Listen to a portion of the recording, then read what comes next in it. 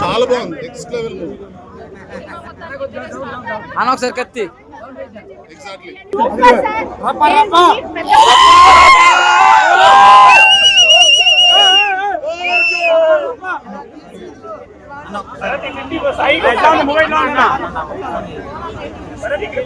Ten out of 10.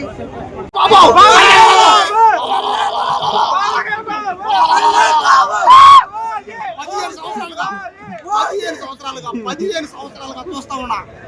Johnny cinema పనిచేసిన cinema దాన్ని చూస్తానే ఉన్నా. ఇప్పుడు వచ్చింది నా కడ తీరిపోయింది. నా కోరికలు మొత్తం తీరిపోయినాయి. స్టోరీలో ఆ కంటిన్యూటీ అనేది లేకుండా మధ్యలో లాజిక్ అనేవి కూడా మిస్ అయ్యాయి. స్టోరీలో కనెక్టివిటీ అనేది కూడా ఉండుంటే మాత్రం బాగుండేది, ఇంకా బాగుండేది సినిమా. సో ఓవరాల్ గా అబవ్ యావరేజ్ అని చెప్తా.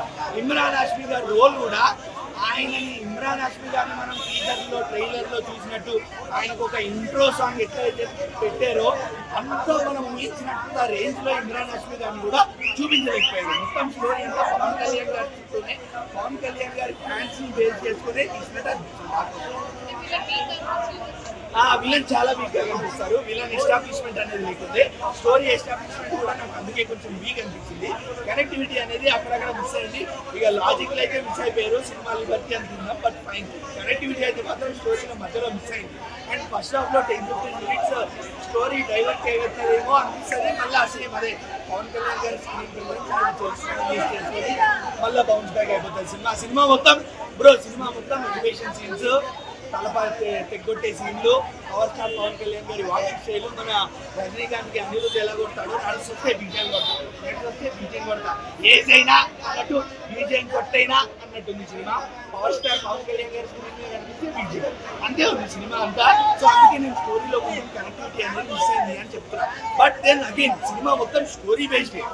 ఆ స్టోరీ బేస్డ్లోనే పవన్ కళ్యాణ్ గారి మీద ఎక్కువ కాన్సన్ట్రేషన్ చేసేవారికి స్టోరీలో కనెక్టివిటీ అనేది మిస్ అవ్వడం జరిగింది. అసలు సాహో ఎలివేషన్స్ అయితే నాకు తెలిసి ఇప్పటి వరకు ఎవరు ఎక్స్పెక్ట్ చేసి ఉన్నారు. ఎందుకంటే ది మోస్ట్ సీక్రెట్ లాగా అది మెయింటైన్ చేయడం జరిగింది. అసలు అక్కడ నందన్ సాహో అన్న పేరు కనపడగానే, నందన్ రాయ్ పేరు కనపడగానే, వినపడగానే, జాకీ ష్రాఫ్ గారు స్క్రీన్ మీద కనపడగానే అయిపోయింది.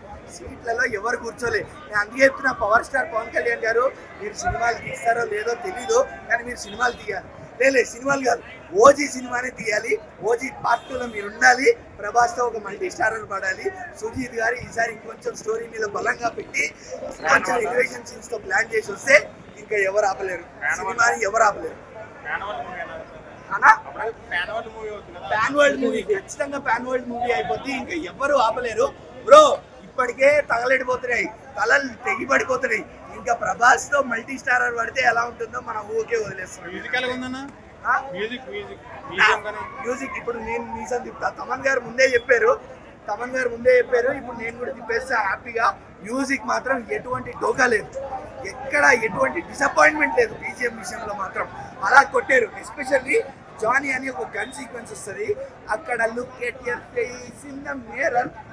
ఆ పాట మాత్రం భయ్యా ఒక వింటేజ్ పాటని తీసుకొచ్చి మళ్ళీ పవన్ కళ్యాణ్ తాలూకా చరిష్మాని